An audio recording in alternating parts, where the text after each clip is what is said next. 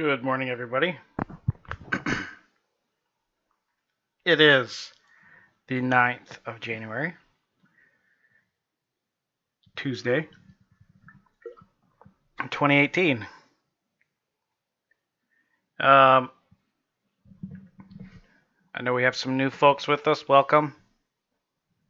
For those of you who have been here for a little bit with me, welcome back as well.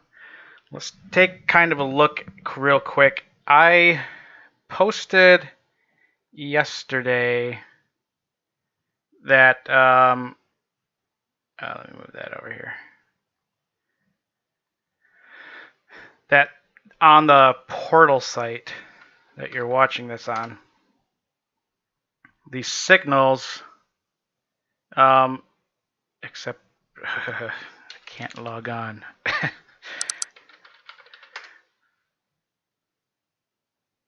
Okay, there we go.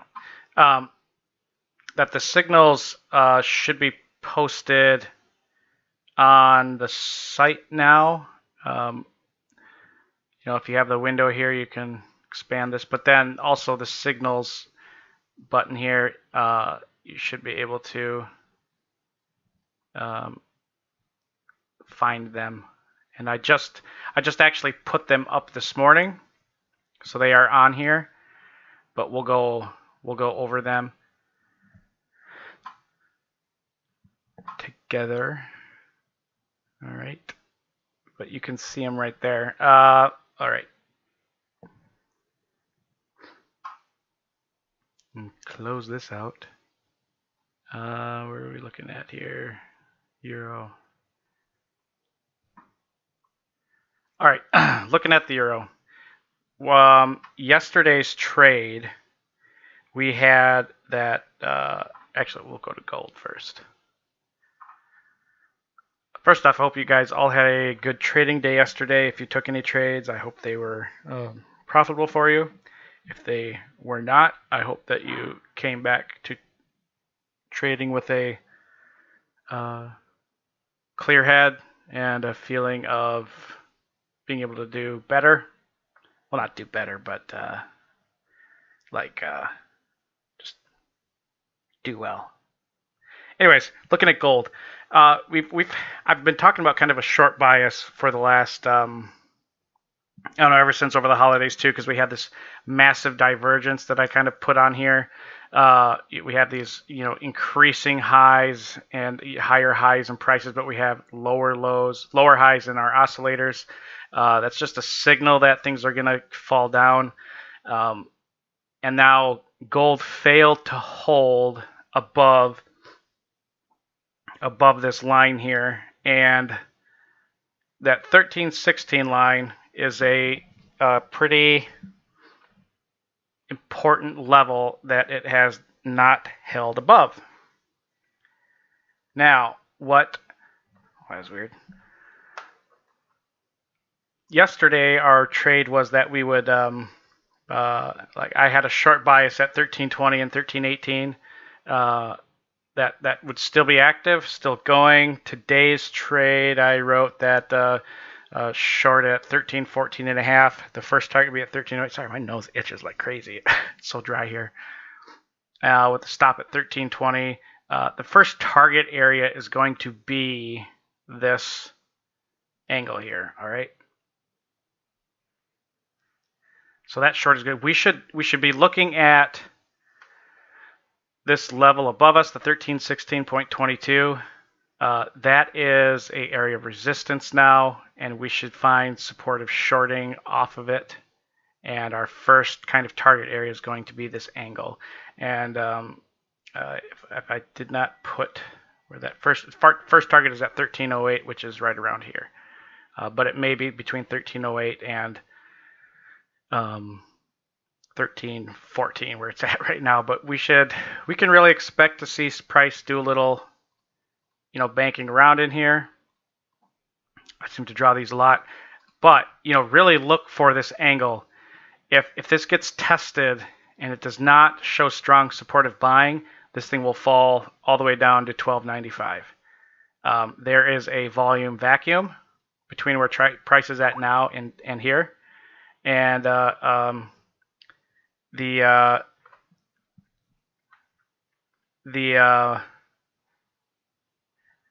what am I doing? Oh, we have. Oh yeah, the volume. Sorry, I'm looking at something someone typed and then. Now back to the screen. Lost train of thought there. Sorry, guys. But we're looking fairly bearish on where price is at. It does not look like it wants to hold here. Looks like it wants to come back down. And why is that happening? Really, it has nothing to do with the dollar, as some may think. This has everything to do with false moves over holidays. If you've been with us since before Christmas, and I think even around Thanksgiving, I've talked about holidays are the worst time periods to trade because they're generally in only one direction. They only move in one direction. They won't correct. They'll just get into these super overbought or oversold conditions. Or if they had been ranging before, they'll just continue to range up and down. Gold, like the euro and some others, they just decided to zoom up. And that really provides us some great opportunities to find a long-term trend change. And again, January 3rd through the 7th, in Gann's importance of dates, the 3rd through the 7th are usually where the yearly highs and lows are going to be set until we test that value area again in July. So because we are trading below the price range of the 3rd and the 7th, the highs of that area, that means we have a bearish, we have a bearish viewpoint right now. Even though we're really close to it, this could turn into a false break, but we're really overbought on longer conditions. And what's really going to signal that is if we get below the 1306 level. If we can trade below there, that'll be a nice short. But that's our outlook for gold. The euro. Yesterday, the idea was that we'd have a short at 119.74 or a pullback to 120 to 119. It didn't even get close to there. I had this arrow pointing that that's where we would like it to return to get on a pullback, but all this has really done is just continue to sell off. Why? Same reason as gold. Just over the holidays, just one big move in one direction. We'll get rid of a lot of this noise here in a second, but I just kept the larger square of 144 on our screen, which is, bring to the daily, you'll be able to see it. That's our large Gann box, they call it, but there's no such thing as a Gann box, but that's what TradingView calls it. But there's an angle right where price is trading at. And kind of like gold, if this angle does not hold and 119 doesn't hold, there is some swift movement to test the 118.74 and further. There is no support to be found in the euro dollar pair, like none. It is very, very weak buying, and there are a lot of on this, actually, from the time we started moving up. I should bring the volume profile over there. We have kind of a volume vacuum right in 119.25 to 119.10. That'll be a swift drop down here if we can't support this angle. It doesn't look like this angle is really going to hold, so the short is still really strong. The question is, where do you enter now if it's in this short trend? How do you get in but you don't enter too early so price goes against you, or you get into a short-term correction and you're going to get stopped out? Because right now, our support or our resistance area is this angle, right? This is the 45 that got rejected pretty heavily. It's near this arc. This entire area is very, very resistive to price. But if we get any pullbacks, we shouldn't expect it to go above the the 120, 119.90 area. But if this doesn't hold, this will be a pretty big move. And to answer the question of where would you re-enter your short, you don't want to look at the price. You want to look at the oscillators down here. Again, for those who do not have know what this bottom oscillator is, it's called the Composite Index. And you go to Indicators in TradingView, and you type in Constance. That's the name of the person who created this, Constance Brown. I would love to meet the gal. She's a technical analyst genius. She's a great educator. She keeps it real. She actually, I love her passion of the art and behavior of the market, as opposed. I feel like I'm like her. I'm not in this because there's money to be had. I'm in this because I am a student of how the market moves and understanding it and being a part of it. It's a labor of love. It's a passion. It's not a desire for money. That's just the benefit. So that's what it is. It's this one right here, Constance Brown Composite Index and RSI average. So how we can figure out where to go when it's in this strong move down is we have to really look at our oscillators. Where is price pulling back to on the oscillator? What levels in the RSI is price coming back to? Let's zoom in here. Right, whenever price seems to go up and touch the 30, around the 40 area, that turns into the new overbought and it gets sold off. When it comes back up to touch it again, it gets sold off. Kind of moves back up a little bit over and gets sold off again. So, again, oscillators, they do not fluctuate just between 70 and 30. 70 and 30 on an RSI are just the default settings, all right? Overbought conditions and oversold conditions will change, especially when you're in a trend. You will find supportive RSI levels when prices are moving up. We can see that right here. This is something you don't read a lot about. Nobody will ever tell you, and really bad educators and people selling you trash will say that, you just short whenever you get into overbought and buy whenever you get into oversold. You will always lose money. You will always lose money. I mean, it just does not work like that. When you're in a clear uptrend, and you can tell just by looking at it, you don't need a lot of past price action to determine if you're in an uptrend. You should just be able to see it. But when you start seeing and placing your own kind of support and resistance lines in the RSI, you can see where you can re-enter on a trend. Certainly, when you get into these elevated overbought areas, certainly you can take profit. Don't short, but take profit. And when it returns back to a supportive area in your oscillator, you can go back up. I mean, you can buy and ride it back up. Typically, in an uptrend, the RSI is going to find a supportive value between 50 and 60.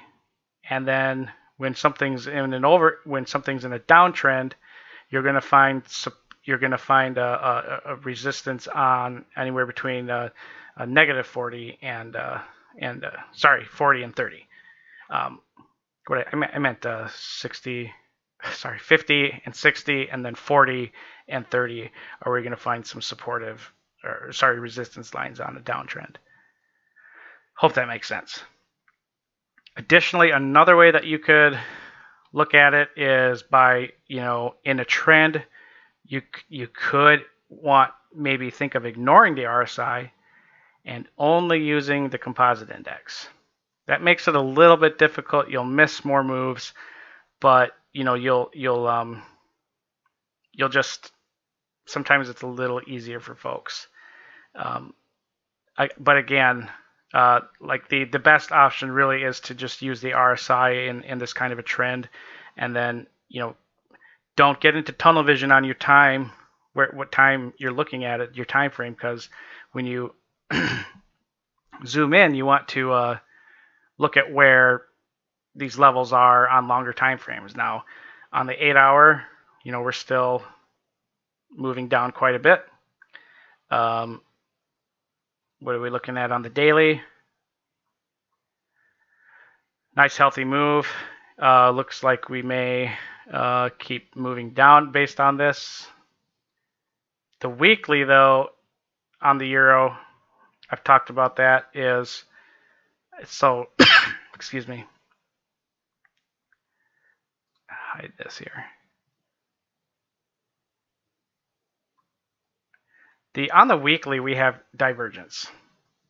We have very clear divergence in the RSI, but not so clear on the composite index. But yesterday I was talking about how this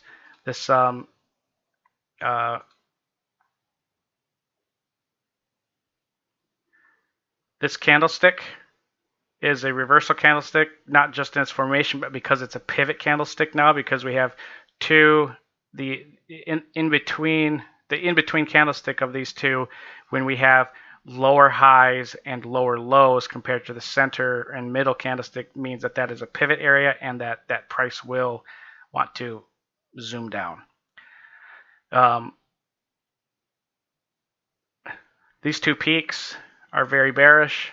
So, on a weekly time frame, not a healthy chart for continued upwards movement. Will we get pullbacks? Yeah. Will they last very long? No.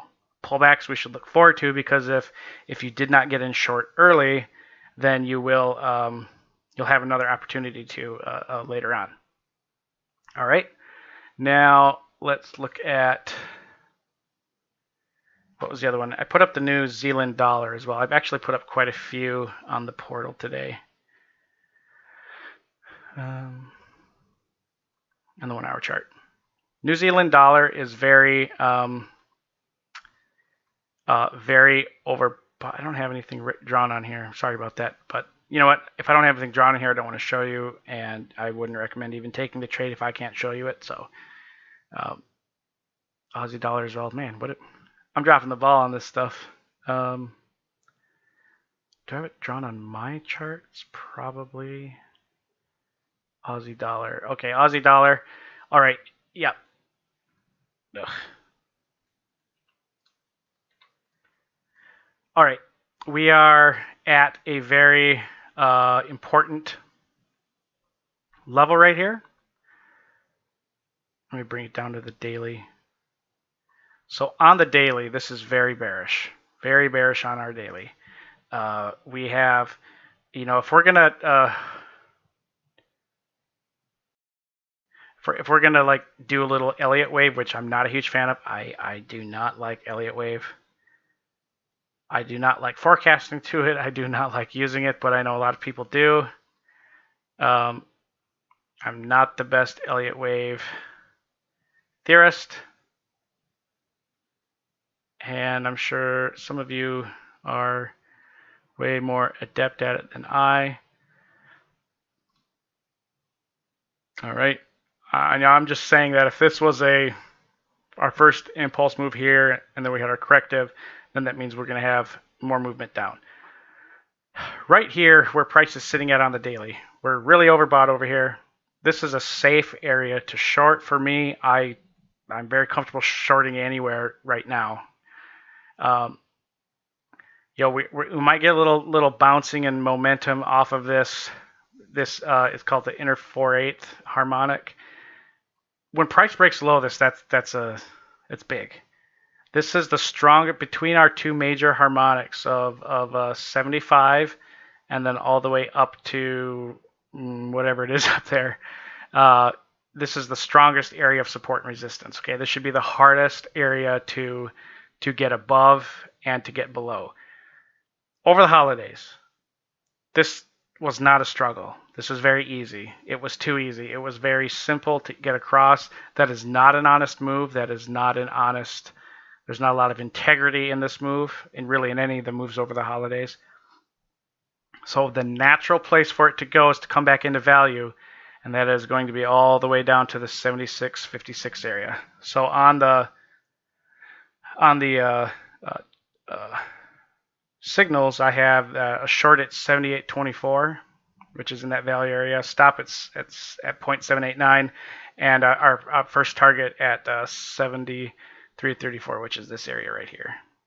Probably a little bit above it, but this is a safe shorting zone. We should not see a whole lot of supportive action right here. It's just very, very overbought on longer time frames. The euro pound yesterday, I talked about the euro pound on putting a trade up on it. I did not see a lot of opportunity for it. I still don't see a lot of opportunity on where we can get in on this guy. I mean, it's frustrating. I missed the trade on this one. That break up above. Actually, we have more of a chart on the Forex lens charts I have here. At least I thought we did. Where'd those go?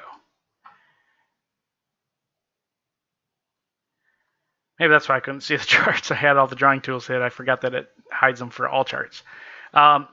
We are back down below here, which is good.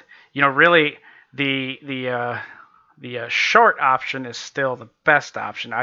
I'm waiting for I really want a retest of the 88.8837 area. I'm not interested in participating in this consolidation zone right here. I want other people to duke it out before I enter in, and that's that pair right there. It is unfortunate we missed this little area. It did look like it found some support on the halfway in between these two harmonics. This would be the 4-8 line. But I also want to point out that if you have a tolerance for a large stop and you have a tolerance for waiting a while, if your time frame's longer, then I believe that going short here is fine. I have longer time frames. I'd be fine shorting here. I'm kind of picky about my entries, especially when there's other options out there. But I feel like I could short here very comfortably, hang on to it, and put my stop well above the area.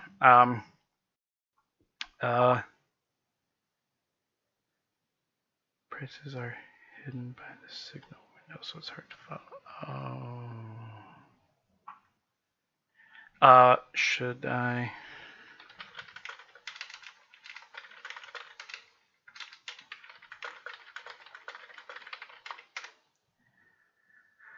I might repost them just getting back to you guys. If you might be having some problems seeing the signals.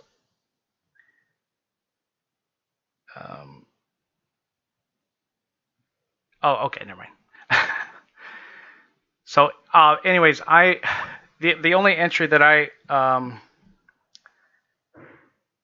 I see what's going on. The only it's my wife or my cats upstairs making noise. Although my wife's probably leaving for work here soon. I really want to get short again when we test this harmonic level. This is the 45. This line right here, this is the 45 in our Gann box.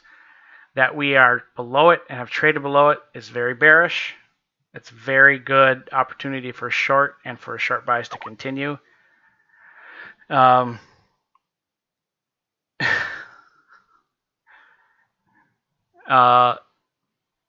Excuse me.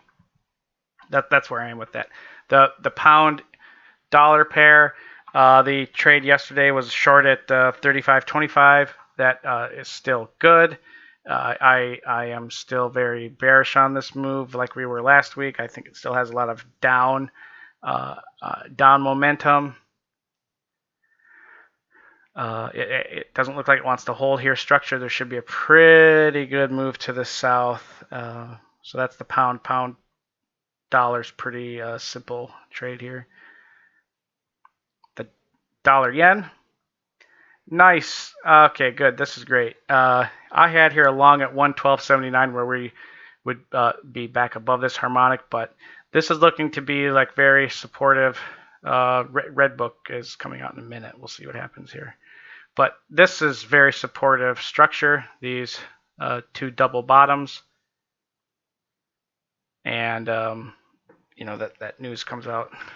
Redbook. I'm okay trading during Redbook and having trades open. There's just a lot of the other ones that I don't like to have trades open, or if they're well into the money, I'm fine letting them ride it out. But I believe that was maybe the extent. Yep, those are the extents of the ones that I had here. You can also, I should say, on the portal.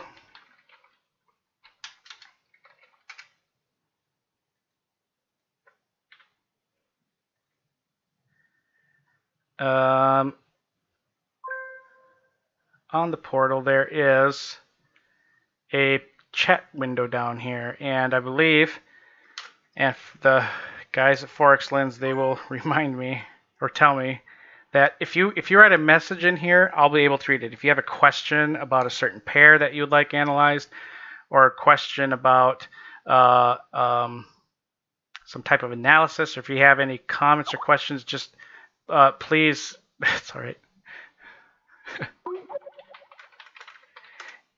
Then just type them in there and I'll be able to read them.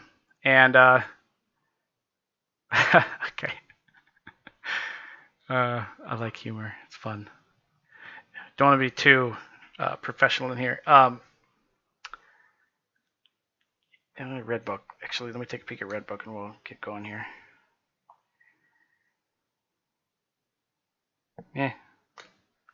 Not bad, not great, not awful.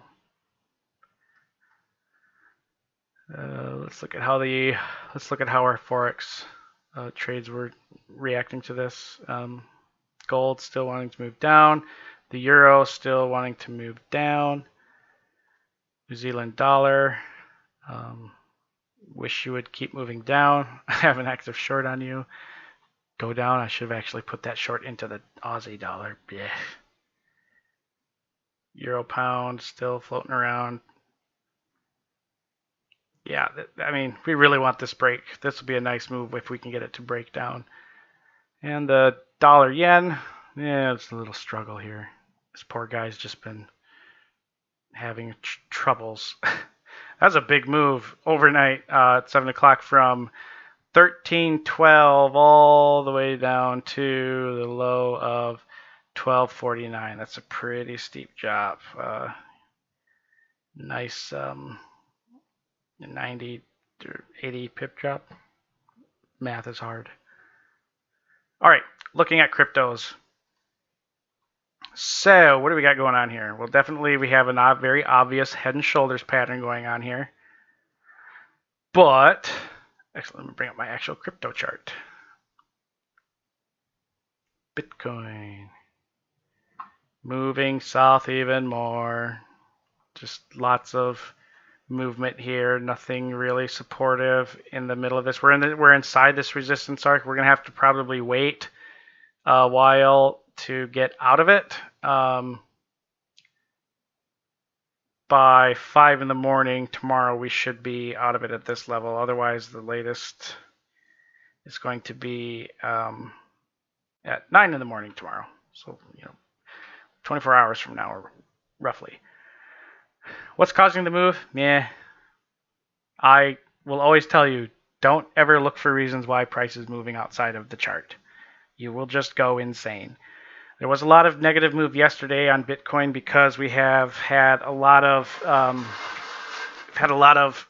weird stuff happening. Not weird, but South Korea's continued to clamp down on cryptocurrency exchanges because they've got some shady stuff going on.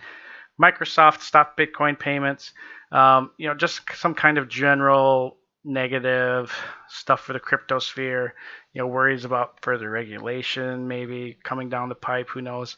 But really, we've got to look at how is that affecting. Yesterday, all the coins went down, but today we're not seeing that. We're seeing weakness in our three majors: Litecoin, Bitcoin, and Ethereum. But a lot of these other altcoins, they're doing pretty well. That means capital is still being spent in cryptosphere, but it's just being spent on these alternative coins, which is fine. Bitcoin, I had my price projection that we'd hit 1.3, that we'd hit this 1660, 16,660 before uh, um, 1.3, and yesterday, which we did hit. Now I've just had a nice little move down. All these really end up being our nice buying opportunities. This head and shoulder pattern could bring us all the way down 1250, 12,500, which would be really awesome, actually. I would be very interested in that.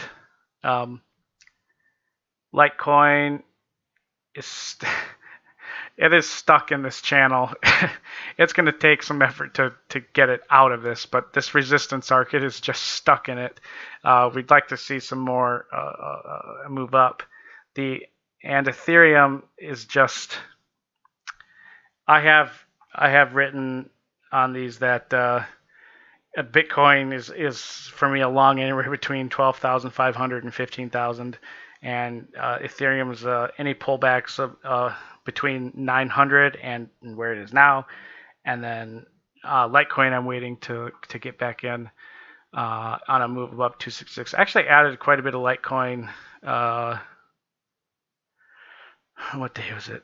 It was like on the 3rd. No, I think it was back over here. I think I added at like 266.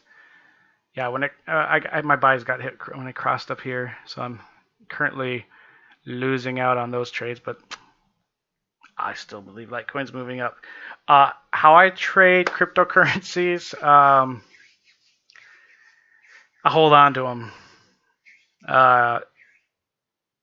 It's harder to trade cryptos than it is Forex because you can't short cryptos, and the process of buying cryptocurrencies is very, if Oanda is my broker. If I want to close out of my Euro trades that I have active. Okay, I thought I heard something. If I want to close out of my Euro trades that I have active, I can just close out, and then if I want to send the money to myself, it already closes out in dollars, and I can withdraw it to my account. If I want to close out my Litecoin, I've got to go to Bittrex, my exchange, and then I've got to send the Litecoin over to Coinbase, and I've got to wait a little while, and then once it gets there, then I can settle my Litecoin for dollars. And like if you have any altcoins like Cardano, you have to sell them. You have to buy your Bitcoin or Ethereum with Cardano, or sell your Cardano into Litecoin or Ethereum, and then send your Bitcoin or Ethereum, and then send your Bitcoin and Ethereum over to Coinbase, wait, and then sell it. It's a little convoluted. I really wish Forex brokers would pick up this stuff, because really, like, I trade the dollar, or well, I don't trade the dollar. The dollar's my home currency, so, but I don't have to go and buy a whole bunch of separate Aussie dollars to trade the Aussie dollar and Japanese yen. I don't have to convert to go trade it. That conversion is instant. But you actually have to go through that process with cryptocurrencies. If you want to trade in the altcoins, you have to use Bitcoin as the base, or Ethereum as the base in a lot of these places. So that's always a lot of little irritating. It's not as easy to get in and out of positions as it is in Forex. So you got to have a strong stomach for cryptocurrencies. But yeah, again, the trades on the cryptos are for Bitcoin and Ethereum are on there. I still have these price projections on Bitcoin where we hit this one already, and we're moving a little bit lower, but I'm still looking at a 2-week target to be up around here. And for Litecoin, I have it. I really want to be around the 362, area before the, by the 4th. Ethereum, some people thought I was a little insane last week because where are you at? Here we go. I put a projection. Why are they sitting all the way over here? But I put a projection for Ethereum at 1155 before the 8th of February. I'm really going to have to maybe amend these levels, especially on Ethereum. And then before the 14th and 16th of February, I have Ethereum getting up to 1369. But, that may happen well beforehand, and then I'll have to adjust those forecasts.